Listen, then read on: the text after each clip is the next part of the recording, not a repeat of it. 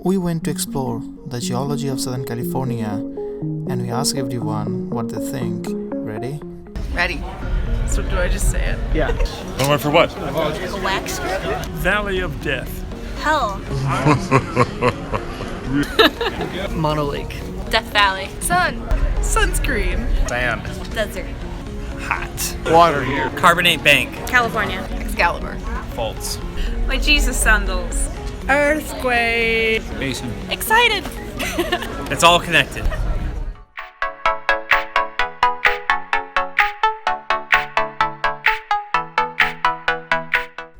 On our first day, we loaded up before heading out west from Las Vegas towards our first stop.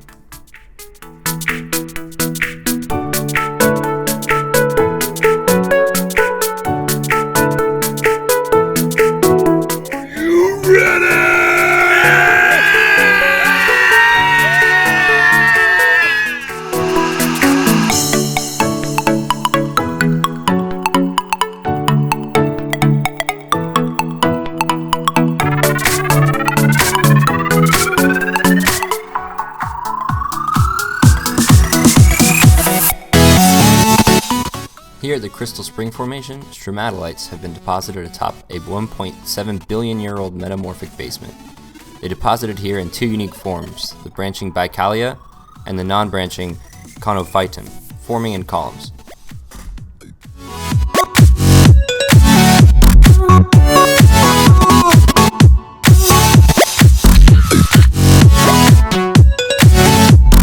The diamictites and dropstones present here at Sperry Wash provide evidence of extensive glaciation during the Neoproterozoic at low latitudes. This helps back up the idea of a snowball Earth.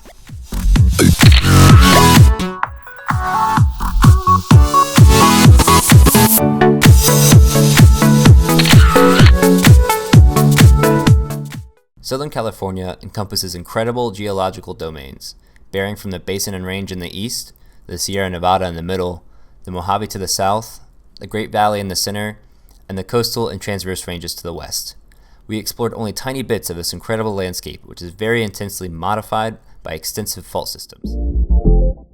The Horstengraben landscape, seen here at the volcanic tablelands, is found on top of the roughly 770,000-year-old Bishop Tuff ash, which originated from the eruption that created the Long Valley caldera. The landscape was formed by the extensive amount of normal faulting in the area. The large boulders were created in situ by polygonal jointing of the bedrock.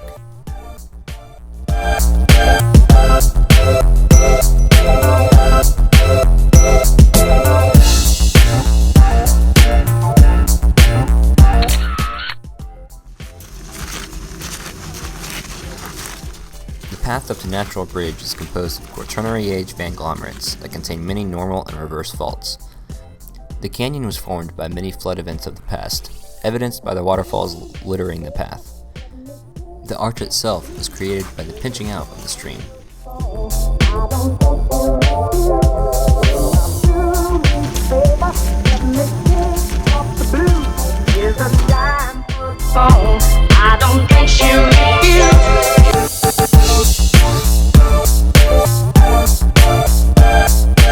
At the top of the path, a low-angle normal fault is clearly visible. This fault forms one of the three turtlebacks in Death Valley. It is here that the Quaternary Age conglomerates contact with the metamorphic basement rock.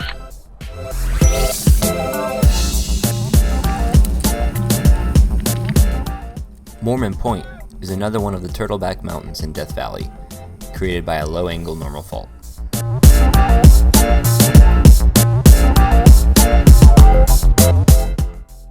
The fault scarp seen here is part of the Lone Pine Normal Fault, which runs through an alluvial fan coming from the Sierra Nevada mountains.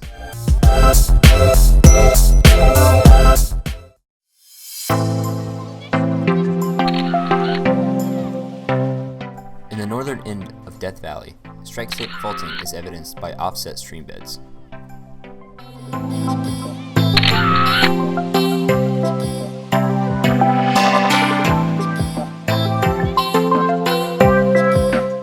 Town Pass is home to a fault that connects Death Valley to the neighboring Panamint Valley to the west.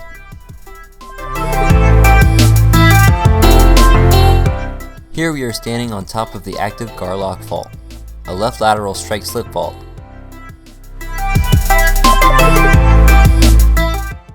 Here, near the famous San Andreas Fault, beheaded fans can be seen, showing evidence of movement along the fault.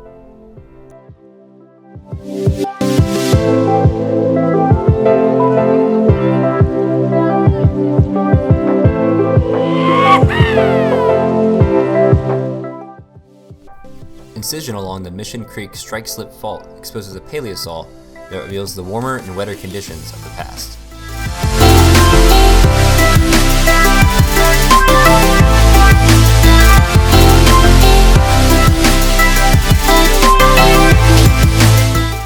Box Canyon, located near the Salton Sea, is a very desiccated environment with a badlands topography.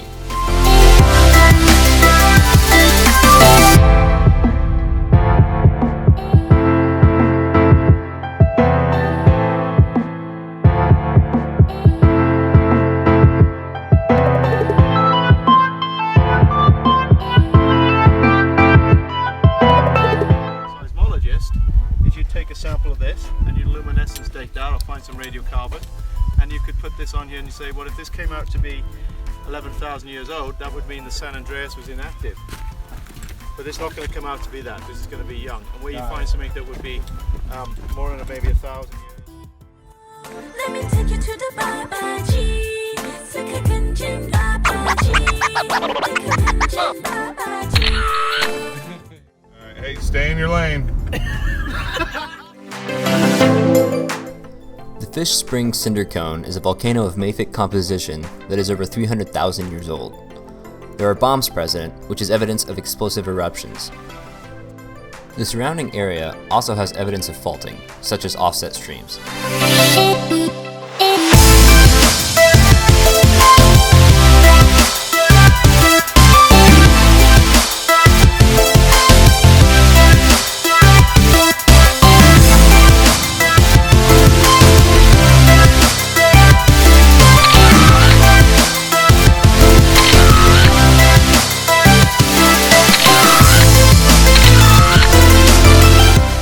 Off the eastern side of Owen's Lake, which has been desiccated by the Los Angeles Aqueduct, is a field of extensional basalt which marks the end of the basin and range. Hey Jason, you want to hear a joke? Sure, lay it on me. What's a vampire's favorite mineral? I have no idea. Albite.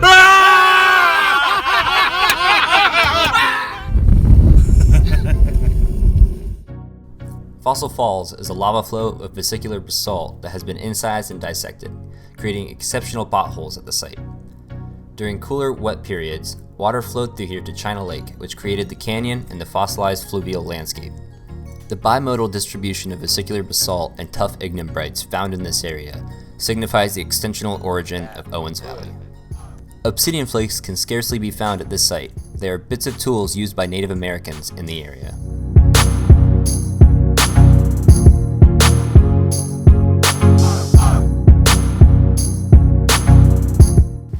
Present-day Death Valley is desiccated and one of the hottest places on Earth. But during glacial periods, it was lush green, wet, and filled with pluvial lakes. During interglacial times, the pluvial lakes dried out completely, leaving behind evaporites that can be seen in the present day, such as at Devil's Golf Course and Badwater Basin.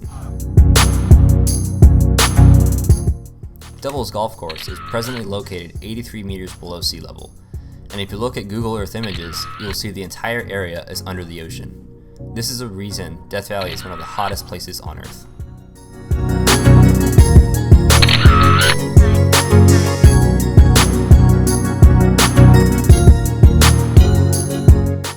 In Panamint Valley, there are desiccation cracks, common among the playa mudflats, indicative of a lack of water compared to Death Valley, and hence, no evaporites. Another modern-day desiccated lake that is a part of the Mojave drainage system, Silver Lake, once was wetter and drained into Death Valley during glacial periods. There are well-exposed paleo shorelines exhibiting incredibly well-preserved shelly layers and tufa deposits in this island arc system.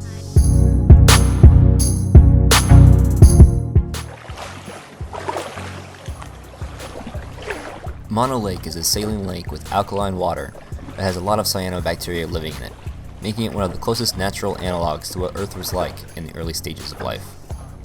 The desiccation of the area, both by man and by nature, has led to the water level of the lake being lowered a significant amount, revealing the unique tufa structures. The tufa pillars are created by the interaction of freshwater springs in the lake with the alkaline lake water, precipitating out calcium carbonate.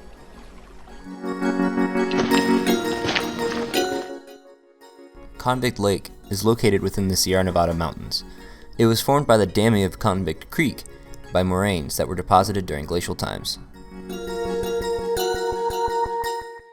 Cinco de Mayo!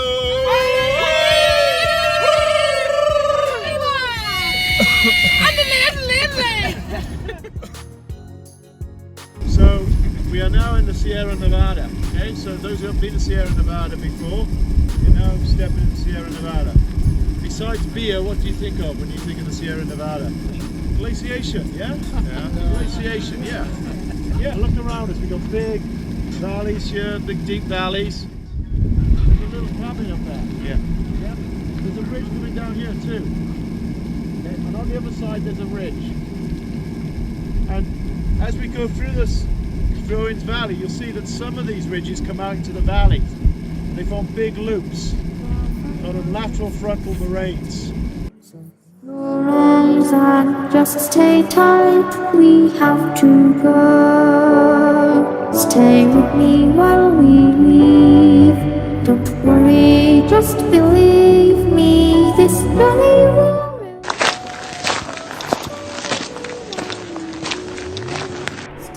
Lake Tepoka has large deposits of volcanic ash that is about 600,000 years old, called the Lava Creek B ash. The ash is washed into the lake by rain, accumulating and leaving large deposits. Stay with me.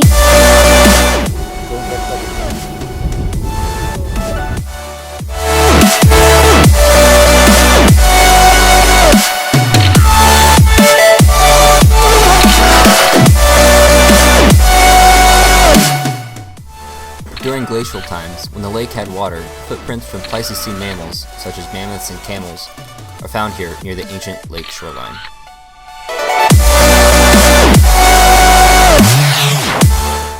The Los Angeles Basin first opened up about 6 million years ago in the late Miocene, leading to the deposition of about 30,000 feet of mostly deep water sediments.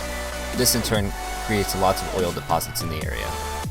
Inside urban Los Angeles, at La Brea, tar has been seeping up for tens of thousands of years, creating tar pits that animals could easily get trapped in. This has led to large amounts of Pleistocene-aged animals being caught and fossilized, including buffalo, ground sloths, dire wolves, lots of birds, saber-toothed cats, and mammoths.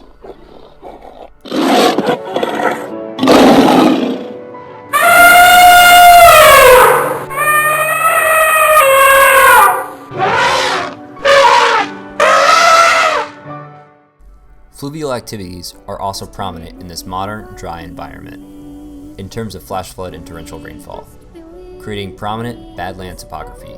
Zabruski's Point and Joshua Tree are textbook examples of this kind of fluvial landscape evolution.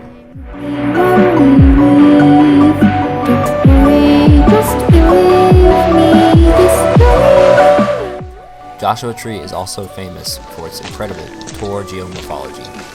Exfoliated blocks develop along different conjugate joint systems.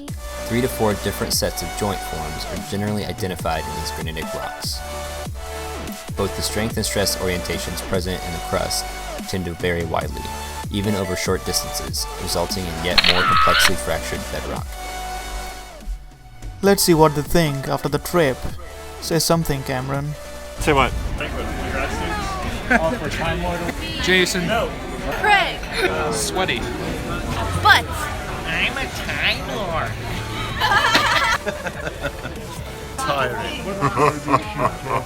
Sunburn. Smurfs. Really good. Christmas. No, not Christmas. Earthquake. What do I ask? Human extinction. Exciting. Enlightening. Eye-opening. Earwigs. Tough. Hot. Geology. Good friends. Geology. Wow.